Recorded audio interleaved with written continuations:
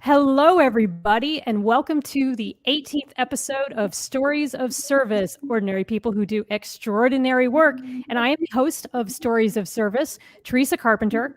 And today we have, once again, another amazing guest, but we always have amazing guests. But this one I'm so incredibly excited to have on because I've just admired her work for so long and just can't wait to tell you guys more about her and familiar you guys with some of the things that she does. So her name is Carole Baskin, and I'm going to just read her quick bio to you, and then we're just going to start off with some questions.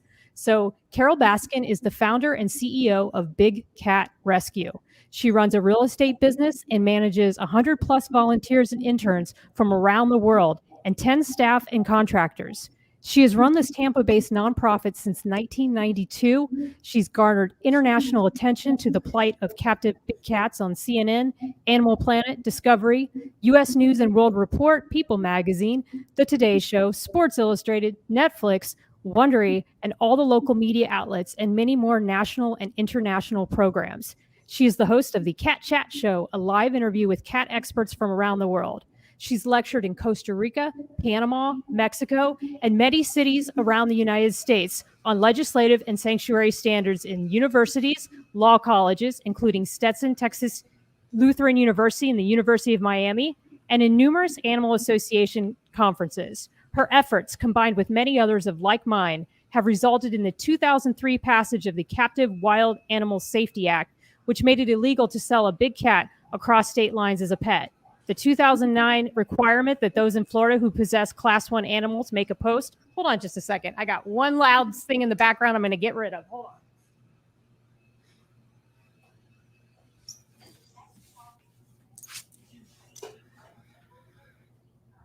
on. All right, I'm back. And which make it illegal to sell a big cat across state lines as a pet. The 2009 requirement that those in Florida who possess Class 1 animals must post a $10,000 bond, and the reclassification of a cougar to Class 1, making it illegal to own it as a pet in Florida.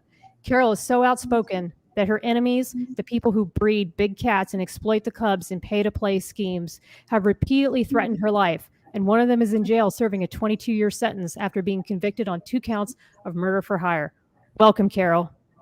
Well, hey, all you cool cats and kittens, and thank you for that really long intro. You read the whole bio. I did. Well, I always read what people put online because I'm so impressed with everything that they're doing, and I want to just give them all the props that I can. And especially you, Carole. I mean, you've just done so much for animals, especially cats, and I admire your work so very much. So thank you. You're welcome. So what I want to start off with is what got you interested in the plight of big cats? Big cats never came up on my radar until it happened by accident. I always thought my mission in life was going to be to help domestic cats, specifically to save healthy cats and kittens from being killed in shelters due to overpopulation. But that led me to being in veterinary offices frequently. And what happens when a bobcat, which is a native cat here in the US, gets hit by a car or shot by a hunter is the vet can fix them up in 30 minutes to an hour, but then there's months of that cat needing time to be rehabbed before they can be released back to the wild. So they knew that I was, a huge cat lover and asked if I would take on that project whenever it happened. And so from the time that I was 17 years old, I was rehabbing and releasing native bobcats. The only cats that are legal to release are cats who are born in the wild. So a lot of people ask, why don't I just turn the tigers loose here? And it's like, what planet do you live on that you can just turn a tiger loose? Right. But that was how I got started in it. And then in 1992, my late husband, Don, and I were at a exotic animal auction buying llamas to turn loose on big tracts of land because we were in real estate. And a guy came in with a 6-month-old bobcat that his wife didn't want anymore because she was growing up to be a bobcat. And she had been born in captivity, so she couldn't be released. She had been declawed. And the guy next to me started bidding on her. And I leaned over and I said, when that cat grows up, she's going to tear your face off. There is nothing more wicked on this planet than a bobcat. And I just love that they're so fierce despite being a 15 to 20 pound cat. And he said he was a taxidermist and that he was going to club her in the head in the parking lot and make a den decoration out of her. And Hmm. so I started crying and my husband started bidding, and we came home with what a cat we later named Windsong. But she was a unholy terror, as you might imagine. And so my husband started calling around to see if anybody had a bobcat that we could raise up with her, because she was beating the snot out of our German Shepherd. I And this imagine. guy this guy said he would sell us a kitten, but we had to drive up there in person. So in 93, we loaded up the van with my daughter. She was 12 at the time, a little friend of hers from school, and drove to Minnesota. And when we got there, it turned out to be a fur farm. I didn't know people made coats out of cats until I saw that. And we came home with 56 bobcats and lynx. And then the next year, I went back and got all of the adults, which was 28, and some of the kittens that have been born since then. And then we bought out another fur farm of 22 cats. And then and that was all of the cats in fur farms in the US. And then we started working on the Canadian fur farms. And in 97, that's when I lost my husband. But during that period of time, people started calling and saying, I heard you have all these cats. I've got this tiger I don't want anymore. Will you take this tiger? And I'm like, what are people doing with tigers and lions? So stupidly, I thought at each venture or each branch along the way that I could fix this. And I thought it would be really a fast fix, because surely people should not have lions and tigers in their backyards. But it's turned out to be like a 30-year slog, and we're finally closing in on ending the practice. But man, what a battle to get here. What made you think when you first got those bobcats, like, oh yeah, I can take on that many cats at once, and save them from this terrible situation? I mean, what within you was like, I can do this? I don't know if it was so much that I thought I can do this as I couldn't leave anybody behind. Who do you pick to save, knowing that Hmm. that others are going to be electro or anal electrocution to kill them, and then skinned, and then the bodies fed back to the other animals there? It's like I can't even imagine leaving a cat behind for that kind of a fate. I mean, we had to leave the adults the first time, because building enclosures capable of holding adults it took us a year to do it. But the kittens, what we did was we built inside my house. I'm allergic to cats and to dust and to mold, and so I don't have any carpets or curtains or anything like that in the house. I have like wrought iron furniture, and so we had like rows and rows and rows of cages for all of those cats in the house. And what we had to do around the clock, because they were babies, they had to be fed like every 4 hours. So we brought our entire real estate team in, and the handymen and their wives and their kids. I mean, we all Oh, sat that's around in a great. big circle taking care of these babies. And by the time you got done, 4 hours had gone by and you had to start over again. So we were like sleep deprived for those first 3 years by the time we got everybody raised and out into outdoor enclosures. And then people just started contacting you and saying, well, do you know about this cat or that cat? And then when did the progression from rescuing cats only to advocacy come in? Like, how did that transition? Because you know how some people just stay in rescue, they don't do the policy side, and then some people just do the policy side. So how did you make that transition? That really came about, and I'd say it was probably around 95 or so. So we rescued Windsong in 92, 56 cats in 93, 28 in 94, 22 in 95. And then that was about the time that we were also, my husband would go to the auctions, the exotic animal auctions, because of Windsong. Because what we found is when cats couldn't be used anymore, they would take them to these auctions and dump them, so that they were being purchased by people like taxidermists. And so if he saw an old cat that couldn't breed anymore, he'd buy it and breed it home, or bring it home. And I went with him I didn't go to very many of them because I was taking care of all these animals in our real estate business, but I went to a couple of auctions with him. And at one of them, I recognized one of the cats that I had raised. And so it was a kitten that had come in from the fur farms. We had put them out into pet homes, thinking that, you know, that people would take care of their cats, even though they were horrible pets, just like Windsong. And I explained to them they're horrible pets. And they didn't. When they got to be about a year and a half, 2 years old, they started coming back to us. And we told everybody we'd take them back if they couldn't handle them. But somebody apparently had taken one of these cats and then decided they were too embarrassed to tell me that they weren't going to keep the cat. And so they dumped it at an auction.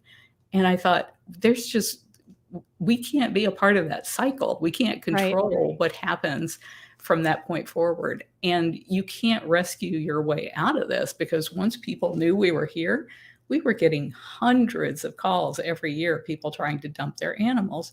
And so it was that turning point that made me realize we needed something other than rescue. And thankfully, in about 1998 or so, I think it was, that Tippi Hedren from Shambhala had tried to get a bill passed. I forget what she called it the Shambhala Act. How could I forget that? So it was essentially to ban private ownership of big cats. And we worked with her to try and get that done. And every 2 years in our session, we would have to introduce it again. And it was a bill that would do everything. It got rid of the circus, it got rid of fur farms, it got rid of everything that you could possibly imagine that was harmful to a big cat or an exotic cat, which would have been, my dream bill. But I didn't know at the time that you can't get a bill like that passed. And so session after session after session, it kept failing. And so finally we scaled it back, and we had to compromise with the Captive Wild Animal Safety Act that passed in 2003. And that bill made it illegal to sell a big cat across state lines as a pet.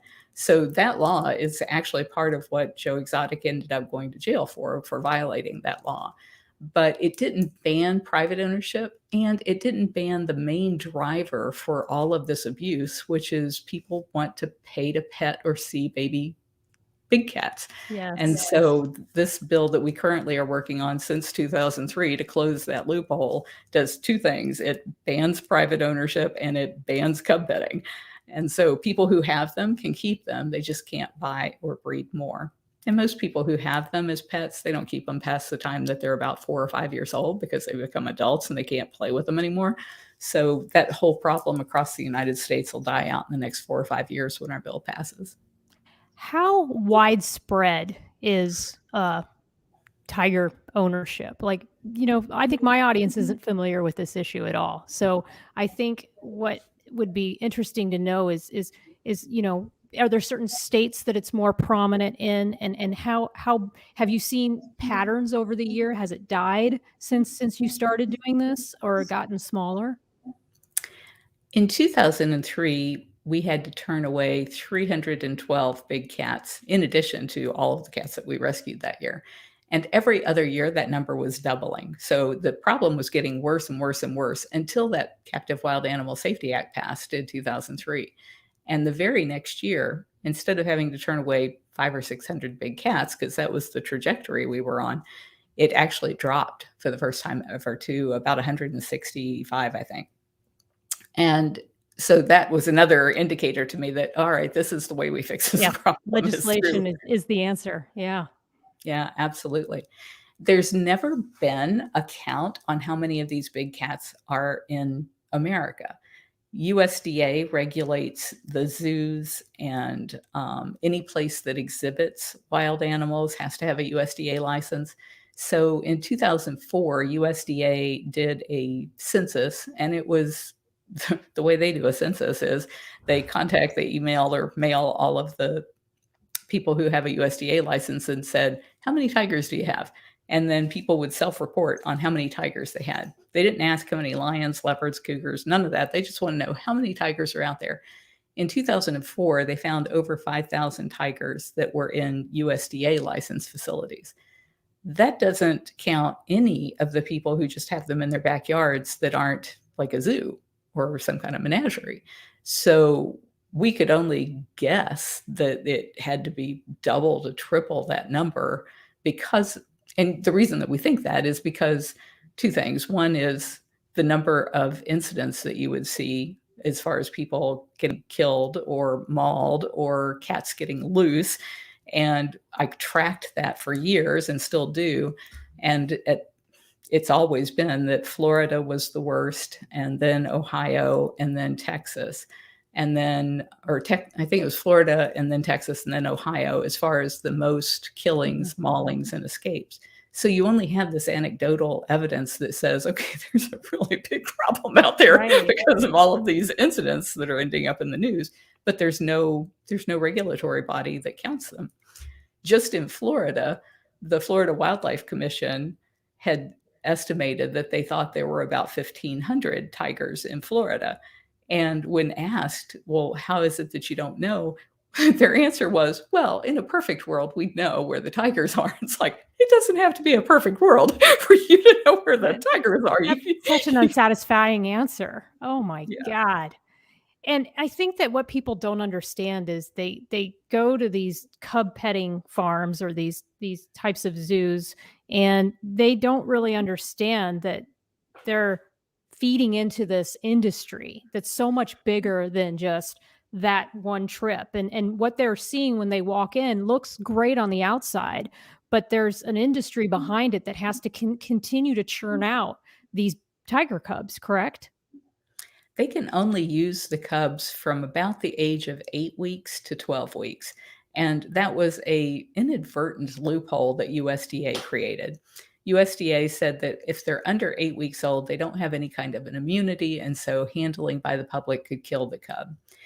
They said after they reach about 12 weeks old, they're big enough to take a finger off a child, and therefore they shouldn't be used after 12 weeks. Well, that created this window of opportunity where the people who breed and pimp out these cubs will tell you they can make over $100,000 on a single cub in that 1 month window. And then as soon as they get too big to use, they just sell them to people as pets. Very often they just give them away as pets because they don't want that huge expense of a cat a tiger costs us $10,000 per year per cat just for food and vet care. So they don't want that kind of an expense. They only want the lucrative cubs. And again, it means they have to just constantly be breeding those poor mother cats to death. They leave the males and females together. You saw in Tiger King how they rip the babies away from the mothers, and then she is immediately bred right back again. And every 68 days, they're pulling cubs away from those moms. And it was so shocking to me how much of the animal abuse in Tiger King was glossed over. One example that comes to mind was when Joe Exotic was just screaming at that one cat and just getting abusive because the cat almost seemed like it was going to turn on him. And that's when you really saw like this very evil side of that industry. And it was surprising to me why that documentary didn't take the golden opportunity that it had to create a compelling story, but then also educate on this issue. So I'm sure that was disappointing to you as well, Carole. It was because they had told us when they started working with us 5 years before the show came out that it was going to be called Stolen World and that it was going to be the equivalent of Blackfish for big cats. Mhm. And they actually showed me the trailer and the sizzle reel, and it was exactly what we had all agreed we were working on, a documentary that talks about all of the abuse that these animals suffer and how it's actually causing the extinction of the tiger in the wild by creating this legal smokescreen for illegal activities like poaching. If you get caught with a tiger tooth necklace, which Joe was famous for doing, he would have at his galas, he'd say, if you pay $1,000 to dance with me, you get this tiger tooth necklace. Well, that was just, I think, his way of dealing in tiger parts, which is illegal, and trying to skirt that. But if you get caught with a tiger tooth, you just say, it was my pet tiger and nobody can do anything to you. Whereas if it's illegal to possess a tiger, which it should be because they're an endangered species, then it's 5 years in jail and $20,000 in fines. So people won't be trading in tiger teeth if Right. there's actual penalties involved. So it was so frustrating to It work must for have been so so long. so frustrating for you, Carole. But it's interesting because now we're like a year and a half later, and the truth came out. We saw that YouTube video that I've linked to in the description. The YouTuber was very detail oriented, and he went through frame by frame, and he showed how that documentary used what we call in the military, we call it disinformation, and he Mm. used disinformation to create a narrative of pitting you against Joe, which is not what that story should have been about. And as we saw, there's a movie called The Cove, for an example. You can create a very compelling story that educates about animals, and will still draw the public in. And I think it's disappointing that the producers had the opportunity to do that, but instead took in my view, and in the view of the YouTuber, a lazier way of telling a story. So I'm And sure that was. Go ahead. what's amazing is Fisher Stevens was the producer of The Cove, and he was a producer on Tiger King. Of all the people in the world who knew Wow. what was really going on behind the scenes and who had the capacity to do a film that would have so much impact, and this is what they came out with? Yeah. Well, and that leads me to another question, and that is if you and I think I had asked it to you ahead of time, but is it if you knew that this was going to be the result, but you still would have gotten some publicity about the Big Cat Safety Act, and you could have brought some people in to the issue, but you still would have to deal with this way of telling the story and the death threats and all the horrible things that happen, would you do it over again? If you ask me that, yes, I would. If you ask my family that, they'd say absolutely not. Yeah. And the reason is because I believe everything happens the way it should and that it's all happening for the good. Whereas my family is just outraged at the way that I was mischaracterized. And if you think about somebody, if somebody were to say all the things about you that were said about me, you'd be like, that's not who I am. That's not true. And it's not going to affect how you feel about yourself. Right. But the people who love you, they feel like they've just got to get out there and defend your name and, have your back. And it just puts so much stress in their hearts to want to protect somebody they love. Carole, that's how I felt watching it, just because I'm an animal advocate. And as I watched it, I was just so mad because, I'm a media person and I understand spin, and I just got so pissed. And then to see my friends, who some of them were very smart, putting these memes and making jokes about it. And it was like, no, this is a really serious issue. So, but I love your answer to that, because at the end of the day, it did bring awareness to the issue, and you got opportunities because of it. I mean, you were on Dancing with the Stars of all things, and and you got these ways to be able to educate about the issue. Now, where does the Big Cat Safety Act stand today? Well, I'm very excited to say that we are almost at a majority in the House. And I think we only lack getting maybe two more co sponsors to have a majority in the House. In the Senate, I think we're somewhere around 25 to 30 co-sponsors, and it is bipartisan in both houses. We were so sure we were going to pass this in 2020 because we had been working on it and building momentum every year. And we had finally gotten the thing it was blazing down the tracks to pass in 2020. And then COVID hit. And 5 days later, Tiger King hit.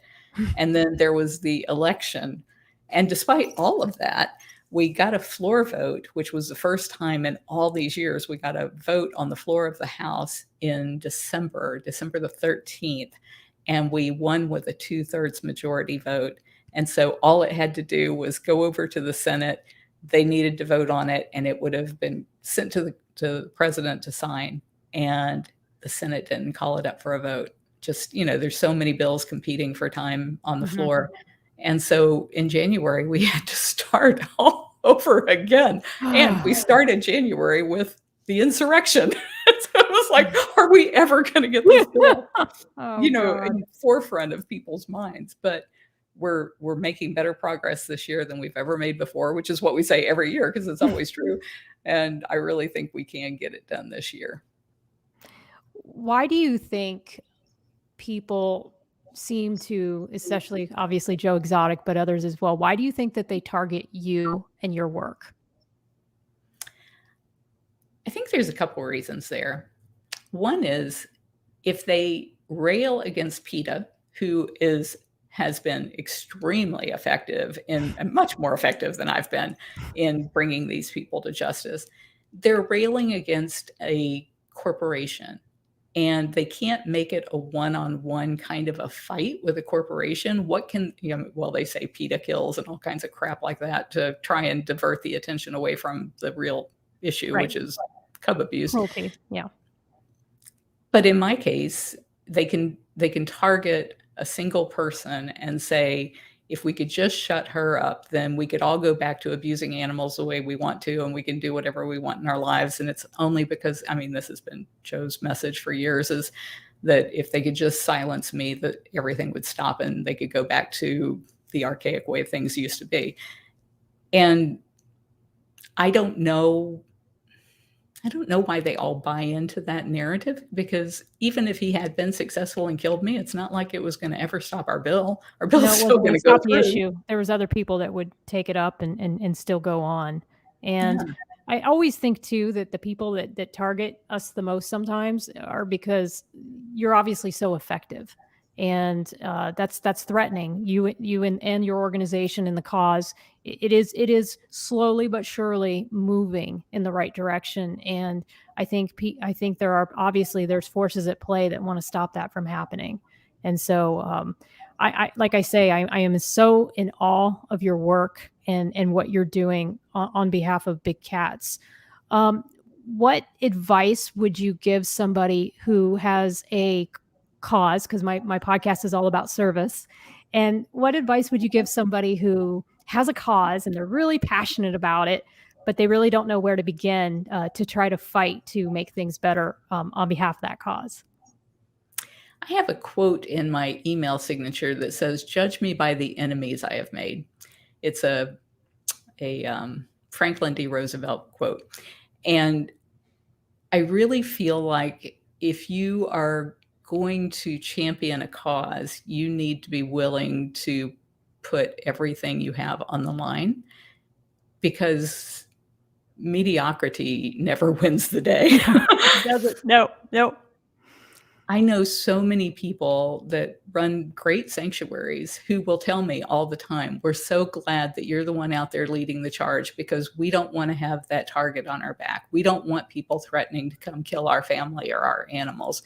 And they take those threats that people have made against me as a way of silencing themselves. Mm, So I feel like, there's, with the people who have threatened me and the way that I've been portrayed in the media and all of the cruel memes and all, I worry that people will see that and think whatever their cause is, they don't want that in their lives.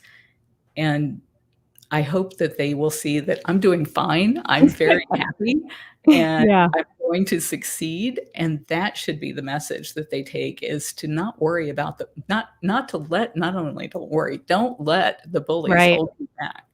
Absolutely.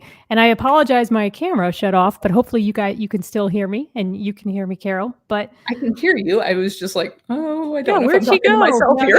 no, no, no, no. I got this new camera and I'm still playing around with it, so I apologize, but I am still here and we're still live, so it's all good. Um, I think what I want to know now is I know you have another movie, and I'm gonna hook up a new camera while you're talking real quick, but you have another movie coming out, and I think it's called The Conservation Game. Can you tell us a little bit more about that? I wish I could tell you a lot more, and next week I might be able to, but some of the reviews on The Conservation Game, and you can find out where there are showings that you can see currently in some theaters, select theaters around the country. And there's something coming to that website that everybody's going to want to know about that I can't talk about yet. But if you go to theconservationgame.com, you'll see the reviews there are things that say, or reviews that say things like, it's for the Tiger King, it's for the Tiger King crowd, but with much more bite. And it constantly is being compared to Tiger King as being so much more and what Tiger King should have been. From my perspective, what I love most about The Conservation Game is that it explains how the whole Tiger King debacle started. And that is because we were all raised on seeing these faux conservationists take cute little cubs onto television shows, saying that we need to protect Yes. them. Yeah, it's just, and instead of people getting the message that these animals belong in the wild, the message they got was, "I want to pet one. I want to be the cool guy with a cat on a leash that everybody's fawning all over." And there's people who will pander to that demand. And so that's what started all of the cub breeding and paying to pet the cubs, and people wanting to run big menageries where they were the ones that could charge for the opportunity to pet the cubs. Yeah, and I think it's one of those things too, where, as a society, I really do believe this, and this is what gives me hope, is that we're always advancing a little bit at a time. And so what we had in our consciousness, 10, 15 years ago was partially because we were uneducated. And then as people came along and we slowly but surely learned more about these animals, we realized that this isn't the right way to treat animals, because I believe that we shouldn't have animals in entertainment at all. I mean, like when I go to those dolphin shows or overseas, sometimes even in the military, sadly, I'd go on tours and there'd be one of these safaris where the tigers would come up to your truck. And it's none of those things have ever sat well with me. And I think that we notice, though, slowly but surely in time, people are getting more educated about these issues. That is happening, but it seems like it's happening despite the major networks. The major networks have clung to showing us things that are not true, like the stupid notion of taking South Chinese tigers to Africa to teach them how to hunt so that they could send them all back to China to survive. It was like that whole thing was perpetuated on the public as if it were a real thing, and it was just a scam. It was just for TV. It was entertainment. And yet people to this day will tell me that you can raise tigers in the wild and return them back or raise them in captivity and return them to the wild. It's like, no, that has never happened. And there's so many reasons why it never could. That's why we have to protect the places where they currently live. Absolutely. Well, is there any other projects that you have coming up that you want to let our audience know about, other than the bill and the movie, and anything else? Well, the most exciting project that I'm involved in, I'm not allowed to talk about, but it's coming up very, very soon. So I'm really happy about it. Okay. And during the period of time that we were filming with the producers of Tiger King, that was over a 5-year period. And we worked with a number of producers during that time. Michael Weber from The Conservation Game was one. Another one was Michael Samstag, and he came out with a movie called Hidden Tiger. And it talks to a lot, and this was something I was really hoping the Tiger King show would have. And I never knew it was going to be called Tiger King. I thought it was going to be called Stolen World, but it's hard to say. Everybody knows it as Tiger King. But anyway, I had hoped that they would actually talk to experts about how all of this captive breeding is actually harming the tiger in the wild. And so in Hidden Tiger, they do that. They talk to all of these experts all around the world saying that we need to protect them in the wild where they live, not in cages. And then there's another film. So that one just came out, and you can actually pre-purchase it now on like all of the streaming platforms, Apple TV and Vimeo, and I think Hulu, a lot of those different places. And then there is another one that I wasn't involved in creating. I was actually a judge for it at the Jackson Hole Wildlife Film Festival a couple of years ago. It was done by Carole Baskin, and it's called Tiger Mafia. And that man is my hero. He goes into these mafia-controlled tiger farms in Thailand and Laos. Wow. Yeah, and got all kinds of footage from inside these places that nobody's ever seen, all kinds of undercover footage of how they get around the laws, how the government is complicit in assisting these people wipe out the tiger, with the purpose being that once they wipe the tiger out in the wild, then the only place it will exist is on these farms, and that will increase the value of their products. And so that's a fabulous film that you can now see in certain places, and it's called Tiger Mafia. We did a limited showing of it recently. And then we did a piece with Louis Theroux from the BBC. It aired in the BBC, it aired in the UK, and I believe it's coming to the US very shortly, called Shooting Joe Exotic. He had done a film of Joe and other people that you saw in Tiger King back in 2011 called America's Most Dangerous Pets. And once Tiger King came out, he remembered that he had more footage than what they had used of Joe, and he started looking back through it. One of the things that I found most interesting personally was that as far back as 2011, Joe was talking on film about hiring a hitman to kill me. I knew it as far back as 2015, but they had him on film in 2011. Wow. Well, Carole, like I said, I admire you so much, and I want to thank you that despite a little bit of our technical difficulties, you took some time out of your day to come talk to us. We got some kind comments here. From some friends of mine. My friend Christina said, "Thank you for educating us about this. Truly hope the bill passes to protect those innocent, beautiful animals."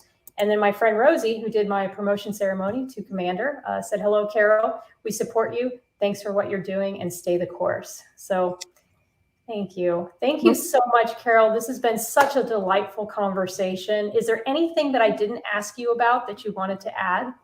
Well, I want to thank you guys for your service. We wouldn't all be sitting here free today if not for you. So thank you so much. And if everybody in the US would go to bigcatact.com, type in your name and address, and it will tell you who your senators and House members are. It'll create a tweet and an email that you can easily send to them. And if you make the call of the wild, it'll actually dial the numbers for your House member and both of your senators in succession. And if you're afraid to say, please ask your boss to co-sponsor the Big Cat Public Safety Act, we give you a little script to say. If you're afraid to say that, call after hours. You're going to talk to an answering machine. It's not going to be scary. No.